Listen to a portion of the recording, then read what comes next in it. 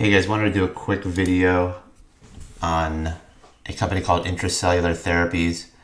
A little bit late on this one, but I do like the pattern that's forming, and I want to put it into the category of interesting stocks to buy on pullbacks if we get a pullback. So obviously we'll be going into tomorrow morning, probably expecting the market to be somewhat firm, but if we do have a pullback, we want to be ready for what we want to buy on the pullback, depending on how deep it goes.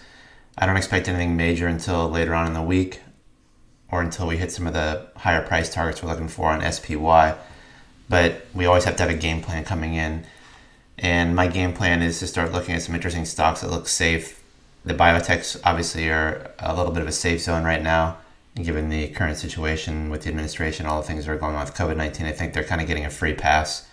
So you probably won't hear much negativity from Trump with respect to big pharma.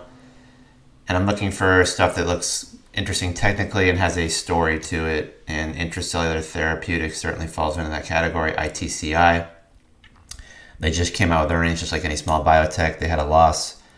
They got about $240 million in cash. Their burn rate's not significant. They got a couple catalysts coming up in July. So I think the stock will definitely hold firm until then. They just had a new drug approved for bipolar disorder. They're just ramping up sales on that. And there's an interesting article on Seeking Alpha. It's the latest article dated April 7th from Tim Harrison. And it kind of correlates with the technicals that I'm seeing. So I like to read about the fundamentals, obviously, and kind of get somebody's opinion on it that's an expert in the field. He's got a decent following, nothing spectacular, but more importantly, the technicals on the stock look nice and clean here. We have a pretty good volume breakout. Expanding volume. We have a MACD that just went positive with expanding volume on the MACD.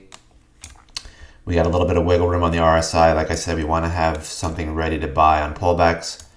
Usually with situations like this, I don't like to chase it. This stock was $10. It's doubled in the last, month or so. So we keep it on our list of potential pullbacks. If you want to nibble just to get involved in it, I'm not completely opposed to that. The probably initial target would be around 23. But it looks like it could definitely get some legs here. But we want to add it to like the market weakness category that it looks like it's going higher, but it's also ran quite a bit here recently. So we want to have a game plan. If the market is up, we're going to do this. If the market's down, we're going to do this. So if the market does pull back early next week and we get our retracement earlier than expected without hitting our top price points on SPY, and the Qs and the other indices, we certainly want to have a group of stocks that look interesting technically, and this certainly falls into that category. When we look at it, we've crossed over the 20. We're pulling away with significant expansion and some good distance on the 20. We're also getting a little 920 cross on the short term, and we've held the 200 exponential for quite a few days with some back testing on that too as well. So let's pull that back up again. I love these Thinkorswim charts, how they just do that too. So let's take a look up close here. Obviously, here's your 200 exponential. We probably had 5 or 6 tests on that. 1, 2, 3, 4, 5, 6 tests with tails through there, and all of them passed. And now we have a little bit of a potential crossover here. Nice move. Good volume. Just as much volume as the day where we kind of pulled back on earnings and they bought into that. So I like that action. It's bullish. Obviously a red candle that day, but from the open and the dip, closing up near the high and then clearing that easily and doubling that move on the next day, which was Friday, is fantastic. So this is one we definitely want to look at on pullbacks. Like I said, there's a catalyst mid-year. We just got through earnings, which is always a scary time for biotech companies where they kind of go over their current burn rate and how their drugs are performing. Obviously, this call went fairly well. So we have a little bit of wiggle room to the upside.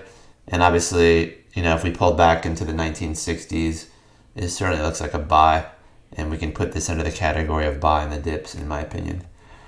Longer term price target, who knows? This thing looks like it could probably get